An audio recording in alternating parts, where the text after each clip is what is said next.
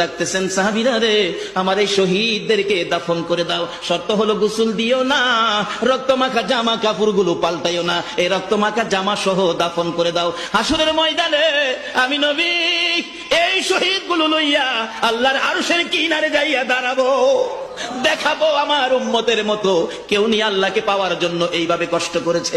এবার দাফনের কাজ শুরু হলে কিতাব লেখে 69 জনের দাফন শেষ। 70-এর মাথায় আসওয়াদ দূরে পড়ে আছে। আমার নবী 2 কদম সামনে গিয়ে দেখে আসওয়াদ নতুন তরবারি হাতে চিত হয়ে পড়ে আছে, শহীদ হয়ে গেছে। আমার নবী ডাকে, রে আসওয়াদ, মদিনার হুর বিয়ে করতে পাঠাইছিলাম, মদিনার হুর বিয়ে করলি না, যুদ্ধের ময়দানে জীবন দিয়ে বিদায় হলে।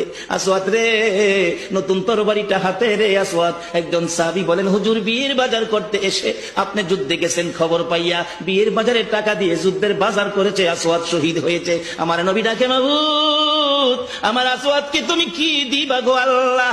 মদিনার হুর নিল না, রাসূলের